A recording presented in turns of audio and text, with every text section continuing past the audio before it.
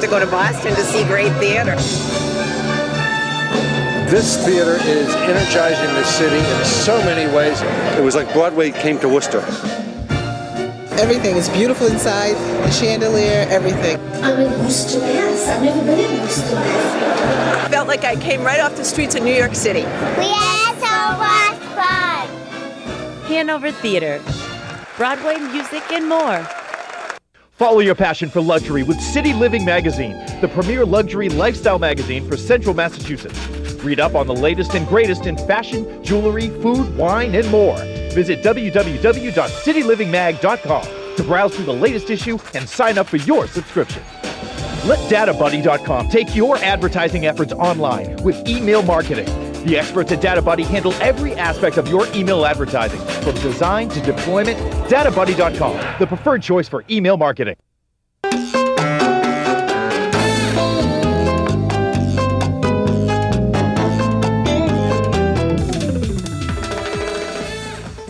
Welcome back. In our style and fashion segment, I thought we should start with home. And today I have the great pleasure of introducing Denise Pierce. Denise, you're with Denise Pierce Interiors. You have an interior design business. Hi, how are you? Good. Thank you, Christina, for having me on today. I really appreciate it. And today we're going to talk about how to create balance in your space. And that's your space at home or your space in the office. And so you're going to touch upon Feng Shui and Bagua, something about Bagua. So why don't you start right away, because I'm so curious and interested in this subject. Sure.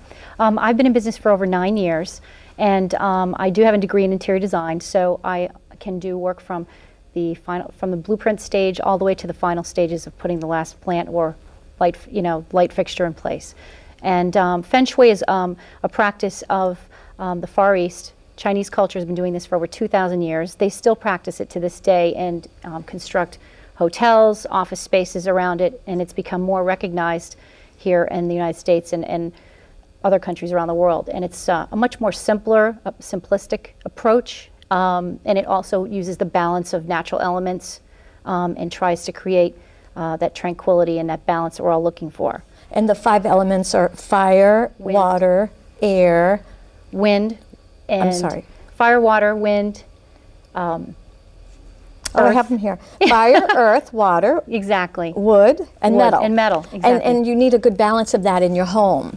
And so what we're going to do is show a diagram, so let's do that first. Sure. We're going to show a diagram. The diagram is called Bagua. Here's the Bagua grid that's actually used. This is one type of Bagua that's actually incorporated.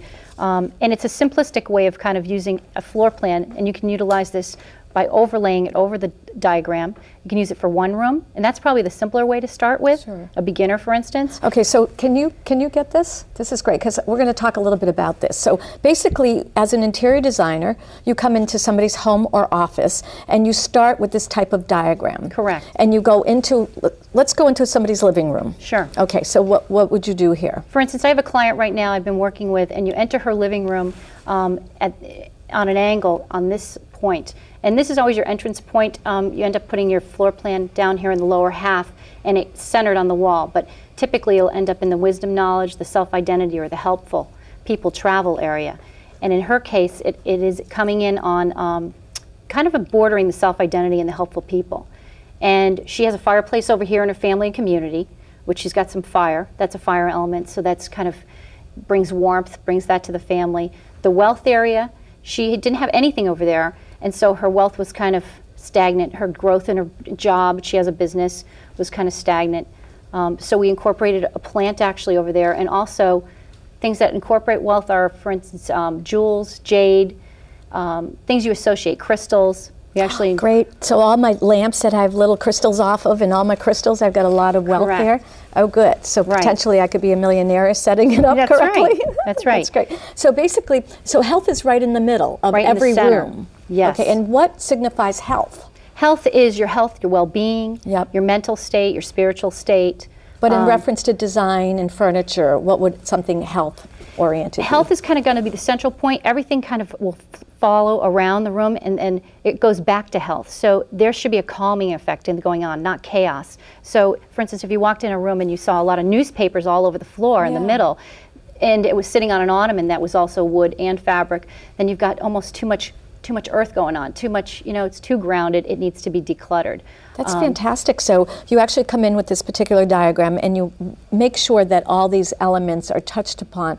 When you walk into my living room, I have bookcases at the end, and with that I have like a candle and maybe a statue. So I've just sort of naturally combined different elements. Exactly. And same thing over here in the helpful people area and travel. If you want to inspire more travel, there might be elements, for instance, photographs that you've taken when you've been on travel, when you've traveled throughout.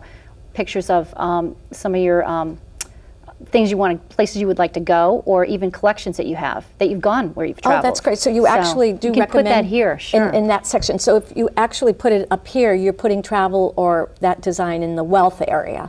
That's so Correct. Interesting. That's Correct. great. And so someone who would hire you, you would use this tool in order to sort of assess their space. That's or correct. their office. And offices are really important. And our next guest is going to be on Dress for Success, Sure. because if your office doesn't show success or power in the right way, or even the way you have your desk set up. I know you have a photo here. Let's show that. That was an office of a before and after. And I have a question to ask you about a desk.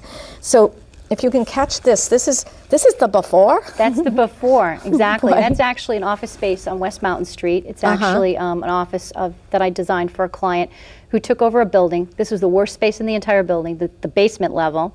Wow. And he was going to move into this space. His name is Jack Morrison, Attorney Jack Morrison. And we actually, by taking all these elements out, obviously, and having a lot of vision, we could create this space for him. On the back, you'll see. Wow, look at, that's the basement? Yes. That's amazing. Yes. That is So- really great. And you actually enter from over here on this side of the space, and this is actually his conference room door. Oh, that's so fantastic. He has, and there's a lot of balance in this space as well for ergonomics, the flow of where people can sit, Right. How they enter the space. Where they Now, let can me sit. ask you a question. I've always been curious about setting up an office. When you walk into somebody's office, it tells you something about them. Some people put their desk against the wall and they have their back to the door. I mean, would that be like bad Bagua? It's actually Feng not Shui? good chi, so it's not good chi. It's not for good instance, chi? chi, Chi, exactly, which is, the energy that energy, flows yeah. through there, exactly. You want to be facing out towards the space or out towards a window, but not have your back to the door. And then also, same thing as if the receptionist, she wouldn't have her back to the door, or she'd be able to look and overview the whole space as well. So let me ask you another question. Let's go into a bedroom. Sure. Okay. So you walk into a bedroom, and the way the bed is set up, or if you have a mirror or whatever, could you just touch a little bit upon Sure. that? Without being X-rated. Sure. For instance, in a bedroom, the commanding space for a bedroom is to have the door and the bed actually almost diagonal or opposite each other, not lined up foot to door. It'll actually give you more calmness. That's how the Feng Shui thing is supposed to work, and the principles and so forth. And you should What about also mirrors? Mirrors. I'm a fan of mirrors. I Sure. don't know why, but I am. I guess I grew up with them. But I walk into people's homes, especially in their bedroom, there's no mirrors. I mean, how do you really look at your image and know what you look like before you walk out? What do mirrors reflect? Mirrors can actually be a great way to interconnect a space that there's for instance, where the grid doesn't touch upon a space, or there's a dead wall, for instance, that goes nowhere, and we're not grabbing maybe some of that wealth area. You can actually put a mirror on that wall, for instance, to allow it to go beyond. So it gives the illusion, like, for instance, okay, that's a space that's missing, but we can incorporate it into that corner, for instance. So Fantastic. That's great.